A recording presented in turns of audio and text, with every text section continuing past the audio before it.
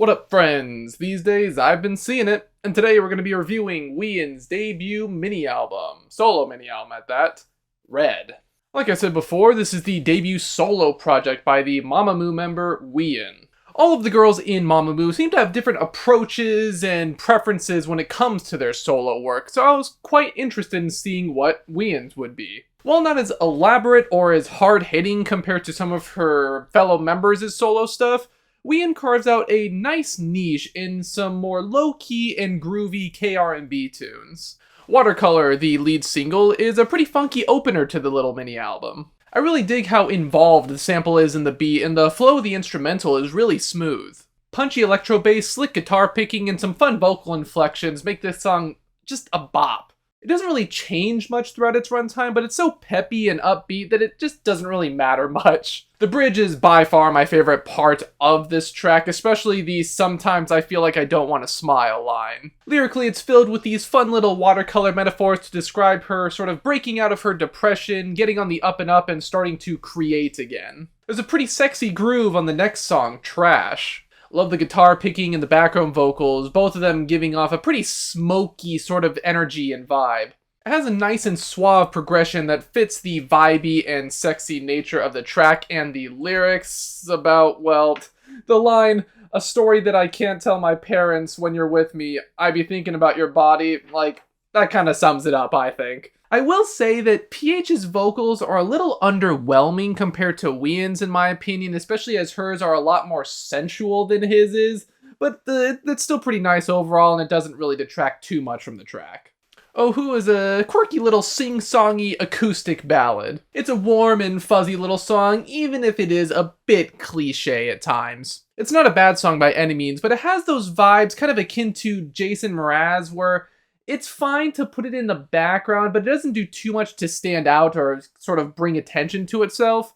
It is pleasant though, so it's not too big of a deal, but I feel like they could have stretched it out further. I do, however, really like those horns near the end, especially how they match Wheein's very flowery vocal tone.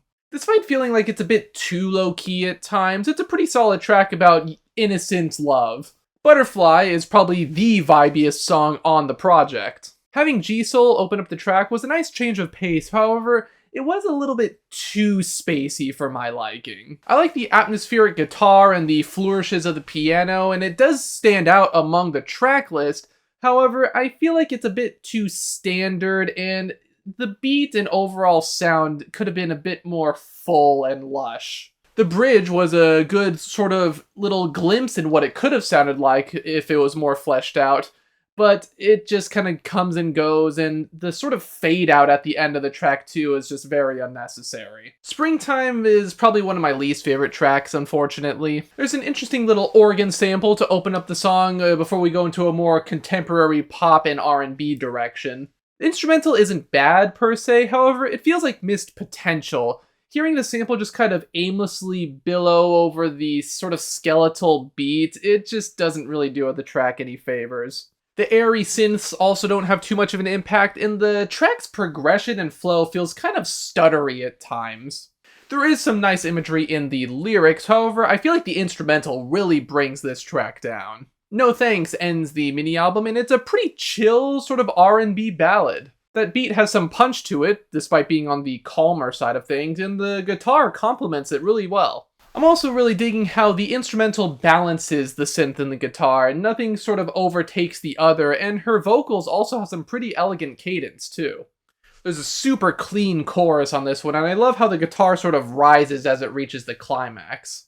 It almost reminds me of ballads that a group like Bandit would do, which is definitely a compliment from me. It also fits the more downcast and melancholic breakup lyrics as well. Wheein's first solo mini-album isn't bad by any means, however, it feels a bit too safe. Some elements just feel formulaic or a bit too low-key to where I'm sort of vibing over these beats without really putting much thought into them.